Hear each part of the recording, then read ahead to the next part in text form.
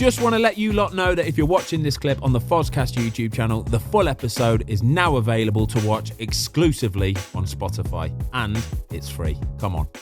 Can we talk about your route into football? It's not the typical route. You was at Southampton Academy as a kid. Budget got cut by all accounts. You got released, and then you go the non-league route into football. Do you think that offers you a different grounding, a better grounding to becoming a footballer?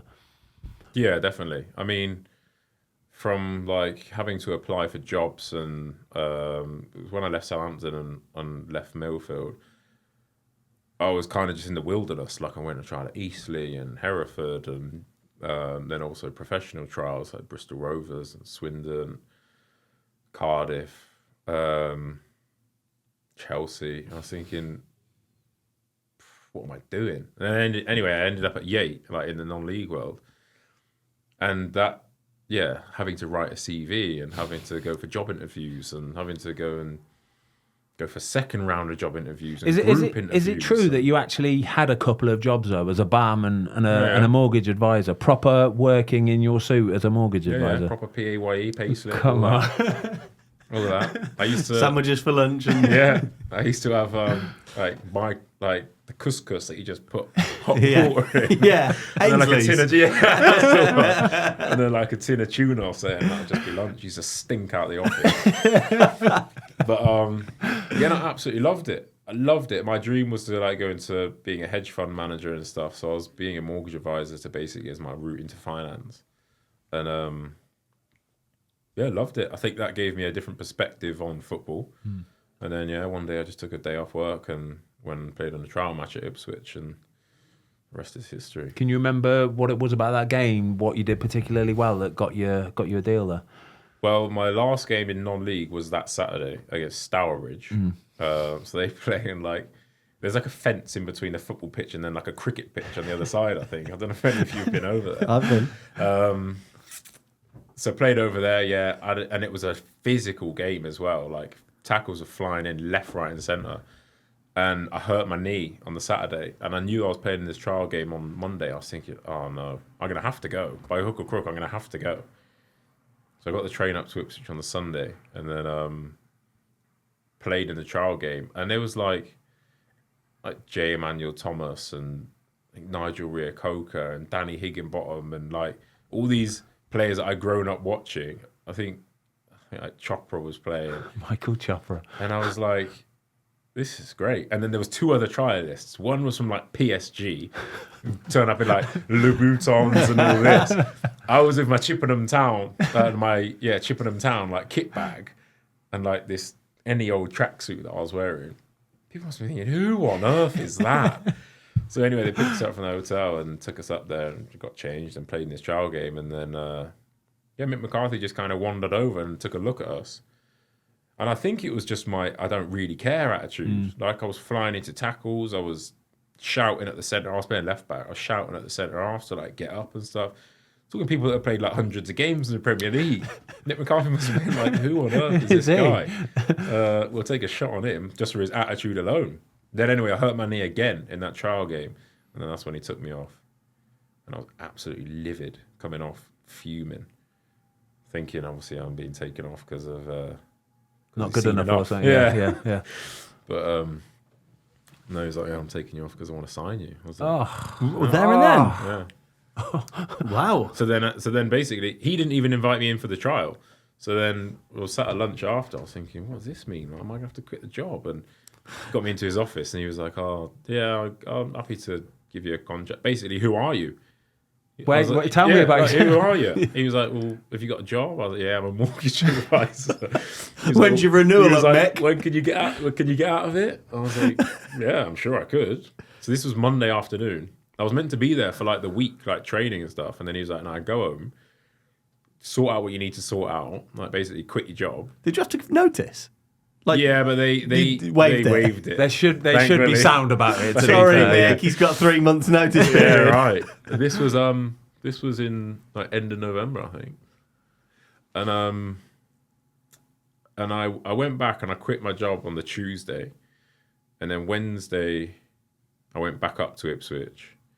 and signed a contract and I was on less money than what I was as a mortgage advisor. Were you really? And I was second choice left back in the Championship.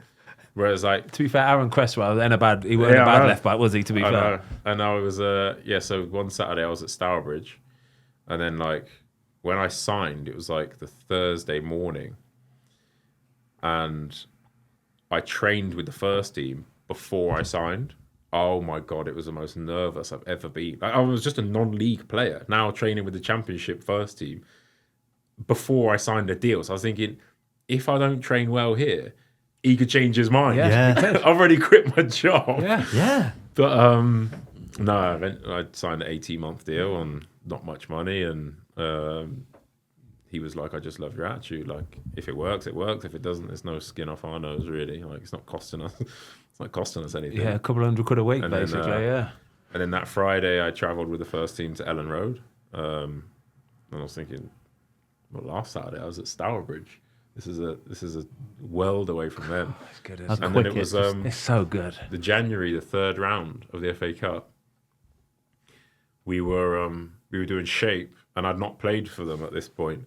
We were doing shape, and he put me at left back, and I was like, oh my God, here we go. We were playing Villa away. Villa were in the Premier League. Oh, God. I was thinking, this is going to be amazing. And then I had to tell him that I'd already played in the FA Cup for Yate against Winchester back in August. No. First, like, preliminary... Like the first possible qualifying round. We played down in Winchester. I think we won like 3-1. Oh, result. So, and then... but then I went and told him, I was like, I've already played in the FA Cup. He's like, really? I was like, yeah, I'm cup tired. It's a good job you kind of remembered, to be honest. Imagine, I would have got him kicked out of the Yeah, cup. they're getting in trouble for that. Oh, mate. And then, so that season, Aaron Cresswell, I think he got the Championship team of the season, didn't he, for left back, or player of the season probably, anyway. I remember him getting the move to West Ham, actually, thinking he's a player. And then you get into the Ipswich team.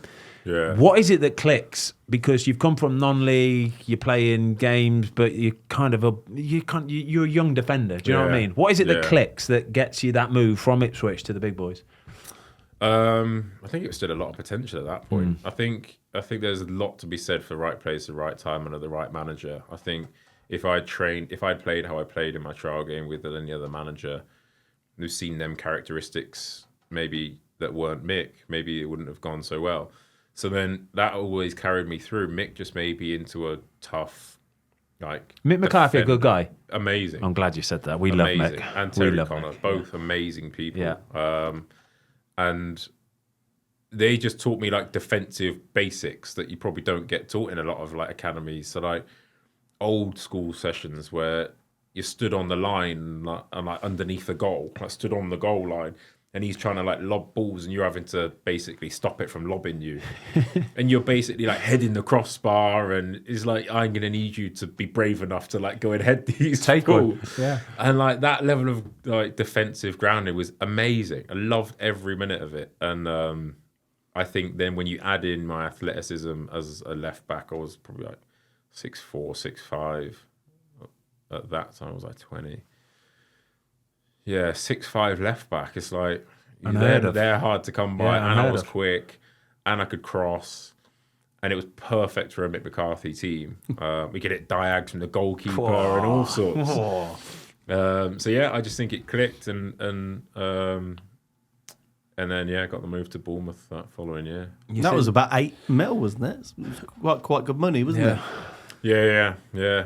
Feels like a lifetime ago that, and then. I got injured straight away. But I remember coming back from that injury thinking, I can't do those runs as a fullback. Like every fullback comes up against basically the best player or the most skillful player in the opposition team, don't they, in the wingers? So I was like, I can't be doing all this running, so I'm going to change to centre half. Yeah, move me over there inside there. Eddie Howe, and we kind of had a conversation about it, and he was like, well, yeah, we can try it. But even then, though, left-sided centre-back, you don't get many left-sided centre-backs. It's lovely. It is. If you can get it perfect, but you got a left and a righty at centre, you don't get it. Simple as that.